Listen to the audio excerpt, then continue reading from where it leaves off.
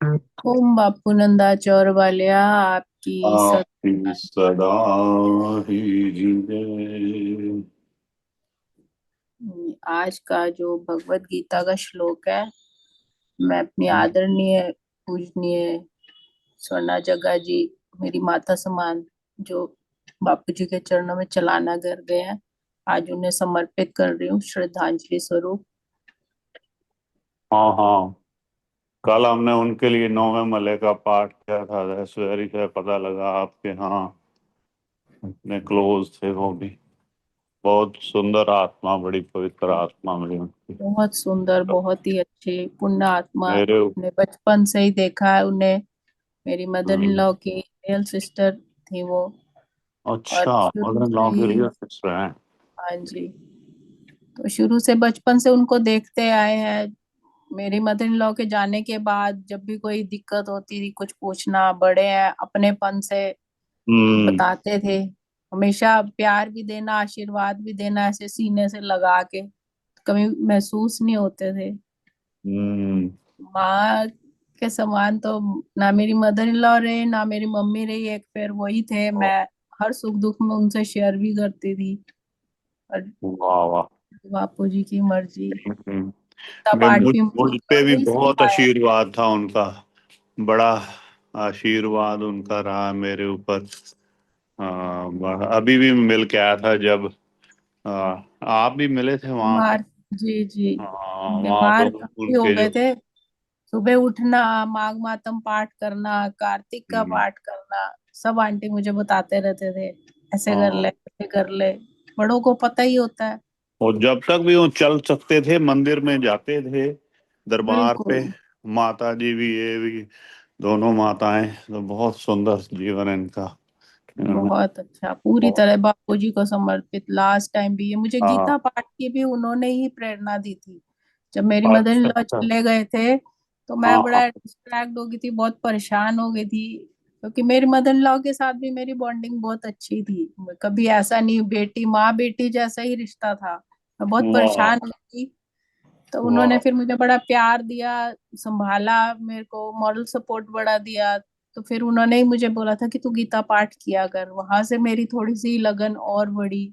मैं फिर हाँ पाठ हाँ। ज्यादा करने लगी। फिर लॉकडाउन में जब मेरी खुद मम्मी चले गए, फिर मैंने और संस्कृत में भी पढ़ना शुरू किया, फिर और डीपली। तो ये मुझे मुझसे पूछते भी रहते थे, तू पाठ करती है ना? मैंने कहा हाँ जी मासी, करती हूँ।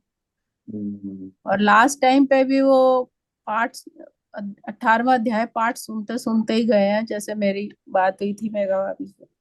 अच्छा, नहीं ये जी, आप, ये स्वर्णा आंटी या आपकी माता, आपकी मेरी मदर? मेरी जो मेरी मदर इन लॉ थी, वो तो जो बापू जो दया किशन महाराज जी से नामदान लिया था, वो उनका सुमरन करते करते ओम बोलते हुए गए थे। वाह। और मासी जी जो सोना आंटी जो गए हैं, वो श्रीमद् भगवत गीता के 18वें अध्याय का जो था पाठ सुनते सुनते गए हैं, और उनके हाथ भी इस मुद्रा में थे। बोला नहीं जा रहा अच्छा। था, 2 दिन से बिल्कुल सुन्न हो गए थे।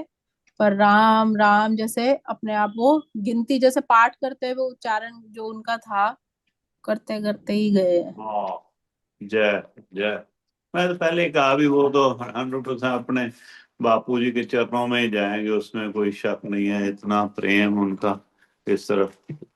जो वाह। बापू जी के प्यारे होते हैं, फिर वो उनको भटकने नहीं देते, वो अपने चरणों में ही ले जाते हैं। बहुत बढ़िया, बहुत बढ़िया। हाँ जी। तो आज मैं जो पाठ, गीता जी का पाठ है, मैं उनके श्रद्धांजलि सुमन अर्पित करती हूँ। हाँ जी, हाँ जी। सुनो। ओम बापू नंदा चौर वाले आपकी सदा ही जय। बोलो आपकी बाकी सदा बिहारी लाल की जय। जय जय। गोविंद मेरे यही प्रार्थना है, भूलूं कभी ना मैं हरि नाम प्यारा। गोविंद मेरे यही प्रार्थना है, भूलूं कभी ना मैं हरि नाम प्यारा। छूटे भले ही ये संसार सारा, छूटे कभी ना सहारा तुम्हारा। अपराधी मैं हूँ, तुम क्षमा के हो सागर, तुम प्रेम दाता, मेरी खाली है गागर। एक बार देखो दशा मेरी आकर, काहे को करते हो मुझसे किनारा। गोविंद मेरे यही प्रार्थना है, भूलूं कभी ना मैं हरि नाम प्यारा। नियम नहीं है, संयम नहीं है, वैराग्य का एक लक्षण नहीं है, भक्ति नहीं है, साधन नहीं है, रो रो के तुमको कभी ना पुकारा। गोविंद मेरे यही प्रार्थना है, छूटे कभी ना हरि नाम प्यारा, छूटे कभी ना हरि नाम प्यारा। बाके बिहारी लाल की जय। वसुदेव सुतं देवं कंस चाणूरमर्दनम्, देवकी परमानन्दं कृष्णं वन्दे जगद्गुरुं, कृष्णं वन्दे जगद्गुरुम्। ओम श्री परमात्मने नमः। श्रीमद् भगवद गीता अथ नवमोऽध्यायः। प्रभु की प्यारी सात संगत जी, हम 9वें अध्याय के 22वें श्लोक में हैं। ये बिल्कुल भगवत गीता का बिल्कुल मध्य बिंदु आज जो हम श्लोक श्रवण करेंगे वो है। जैसे 18 अध्याय हैं तो 9 अध्याय का मध्य बिंदु है जो आज का श्लोक है, और बहुत ही सुंदर श्लोक है। सभी बड़े बड़े संत महापुरुष इसकी व्याख्या अवश्य करते हैं। पिछले श्लोकों में हमने श्रवण किया, प्रभु अपने मुखारविंद से कहते हैं कि जो तीनों वेदों को साम यजुर और युर्वेद के जो ज्ञाता है, जिन्हें त्रिवेदी कहा है, तीनों वेदों का ज्ञान प्राप्त करके भी आसक्त रहता है। समाज में उनका आदर सम्मान तो होता है, किंतु दुर्भाग्यवश वेदों के ऐसे अनेक पंडित हैं जो अध्ययन के चरम लक्ष्य को नहीं समझ पाते, अर्थात उन्हें परमात्मा के चरण कमलों की शरण नहीं मिल पाती, क्योंकि वे इसी मोह में आ जाते हैं कि हमें वो लोक प्राप्त हो जाए, स्वर्ग लोक की प्राप्ति हो जाए, हम ऊंचे से ऊंचे लोक में चले जाए। तो परमात्मा भी इंद्रिय सुख का उनको भोग देते हैं, क्योंकि क्योंकि करुणामयी सरकार है। जैसे जैसे जो परमात्मा का नाम लेता है, जैसे जैसे जो भी इच्छा कामना करता है, परमात्मा उसका फल अवश्य देते हैं। और किंतु ये भी सत्य है कि जैसे जैसे फिर उनके पुण्य कर फल क्षीण होते रहते हैं, फिर वो मृत लोक में दोबारा आते ही है। अगर कोई कहता है कि मेरे ये बीमारी है, ये दूर कर दो, मुझे धन की कमी है दूर कर दो, मुझे संतान चाहिए, मेरा घर बार चाहिए, सम्मान चाहिए, जो जो जिस जिस भी इच्छा को मांगता है परमात्मा जरूर पूरी करते हैं, किंतु परमात्मा से परमात्मा को नहीं मानते, जिसके कारण उनके जो भी पुण्य यज्ञ तप जो किसी अपनी आसक्ति अपनी मनोकामना के कारण करते हैं, स्वर्ग का सुख भोगते हैं, किंतु फिर उन्हें मृत्यु लोक में लौटना ही पड़ता है। और इस तरह वो जन्म मृत्यु के चक्र में लगातार घूमते रहते हैं। तो बैकुंठ लोक ना जाकर स्वर्ग और मृत्यु लोक के बीच में ही घूमते रहते हैं, क्योंकि वो जब अपने सच्चिदानंद उस परम पिता परमेश्वर को भूल जाते हैं तो फिर उन्हें बैकुंठ लोक की प्राप्ति नहीं होती और दुख में संसार में लौटना पड़ता है। अगला श्लोक, श्लोक क्रमांक 22। अनन्याश्चिन्तयन्तो मां ये जना पर्युपासते, तेषां नित्यभुक्तानां योगक्षेम वहाम्यहम्। बहुत ही सुंदर श्लोक है।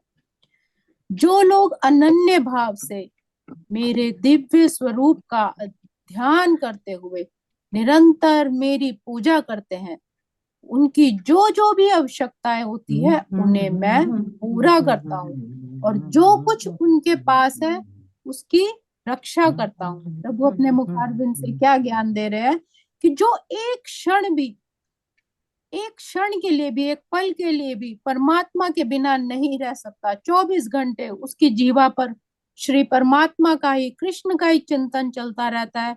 चाहे वो श्रवण हो, कीर्तन हो, स्मरण हो, उनकी सेवा करना हो, वंदन हो, अर्चन हो, दास्य साख्य भाव हो, आत्मनिवेदन हो, भगवान के चरण कमलों की सेवा में ही रत रहता है। तो ऐसे जो शुभ कार्य करता रहता है और अध्यात्म शक्ति से पूर्ण रहता है, निरंतर लगातार, जिसके भक्त को, जो सिर्फ मेरी ही सेवा में रत रहता है, तो ऐसे भक्त को आत्म साक्षात्कार होता है। अर्थात उसको मैं अपने हृदय में, उसके हृदय में जो मैं समाहित हूँ उसे दर्शन होते हैं। हमारे अंदर जो परमात्मा बैठा है फिर वो उसको अपना लेता है, और उसकी यही एकमात्र कामना रहती है कि वह भगवान का सानिध्य प्राप्त करे। कोई स्वर्ग लोक की इच्छा नहीं, कोई मोक्ष की इच्छा नहीं, किसी तरह की कोई महत्वाकांक्षा नहीं, सिर्फ उसकी ये इच्छा होती है कि मैं मालिक के चरणों में रहूं। तो परमात्मा कहते हैं फिर उसको मेरा सानिध्य प्राप्त होता है। और ऐसे भक्त निश्चित रूप से बिना किसी कठिनाई के मेरे पास पहुंच जाते हैं, उनका एक एक पग मेरी ओर आता है। और जब उनका जुड़ाव मुझसे हो जाता है तो यही योग कहलाता है। ऐसा भक्त भगवत कृपा से इस संसार में फिर पुनः नहीं आता, जिसे उन्हें चरण कमलों का सानिध्य मिल गया, जिसे परमात्मा की प्राप्ति हो गई, जिसे मालिक ने अपने गले से लगा लिया, फिर उसे इस संसार में दोबारा नहीं आना पड़ता।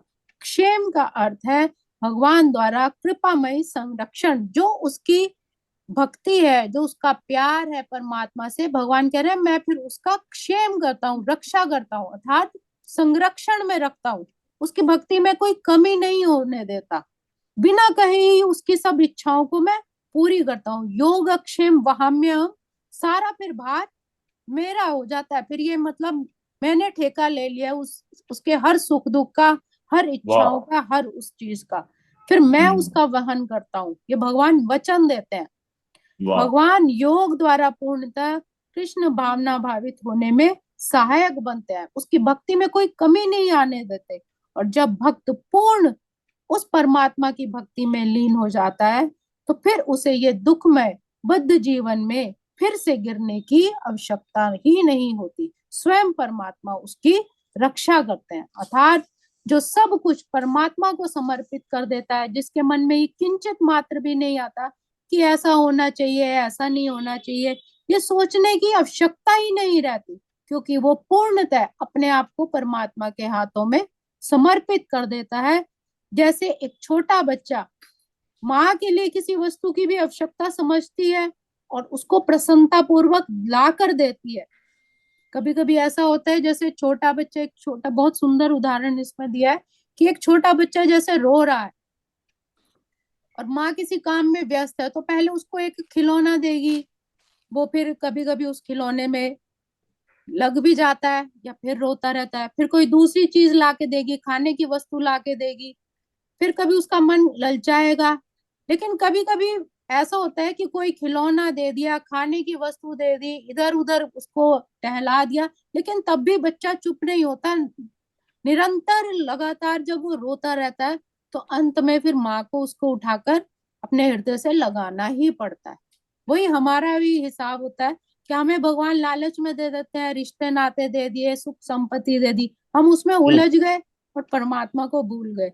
लेकिन अगर हम अंदर से ही निरंतर उसकी स्मृति में रहे, उसका चिंतन करें कि हे प्रभु, हम तो तेरे चाकर हैं, तो तूने ही हमें संभालना है, तूने ही हमें देखना है, जब पूरी तरह से समर्पित हो जाते हैं तो परमात्मा स्वयं फिर हमारी रक्षा का वहन करते हैं, हमारी इच्छाओं को अपने आप ही पूरी करते हैं। वाकई इस बहुत तरह बड़ी वो सही बात समर्पित होना चाहिए। वो कल है। हमारा जो है आत्मसमर्पण, उसमें इस तरह परमात्मा से होना चाहिए कि बिना कहे ही वो सब कुछ जाने। हाँ। संगीता जी, उसमें प्रेम बड़ा में, आत्मसमर्पण उसके शानदार, करते विरहा बहुत जाओ। में, आनंद आया, उसके थैंक यू। वैराग्य में अगर हम ऐसे रहे भी प्रभु, नहीं मुझे दर्शन दो, मुझे मुझे नहीं ये चीजें, हाँ तो बच्चे की तरह बहुत सुंदर ये दिया एग्जाम्पल है ना। वाह वाह वाह। जी जी। तो फिर माँ उठा ही लेगी, फिर वो जो माँ उठा ही माता लेगी, है। अपने सीने से लगा ही लेगी, तो परमात्मा क्यों नहीं, करुणामयी सरकार क्यों नहीं हमें अपने हृदय से लगाएंगे। हाँ जरूर लगाएंगे, लेकिन हमारी रुदन में, अरदास में वो पुकार होनी हाँ, जरूरी है। बहुत सुंदर बहुत सुंदर। आज के श्लोक को हम यही विराम देंगे। ओम श्री कृष्णार्पणमस्तु। हरे नमः। हरे नमः। हरे नमः। हरे नमः। न अपराध मेरे चित में धरोगे, कृपा के बने हो, कृपा ही करोगे, क्षमा से भरे हो, क्षमा ही करोगे, कि तभी होगा मुझसे अधम का निवारा। वाह, गुरुदेव मेरी यही यही प्रार्थना है, प्रार्थना है। भूलूं कभी ना मैं हरि नाम प्यारा। छूटे भले ही ये संसार सारा, छूटे कभी ना सहारा तुम्हारा, छूटे कभी ना सहारा तुम्हारा। बाकी बिहारी लाल की, लाल की सतगुरु जय। महाराज की जय, सब संतन की जय। जय, वाह जी वाह, बहुत सुंदर, कमाल कर दिया आपने। ये बड़े, धन्यवाद।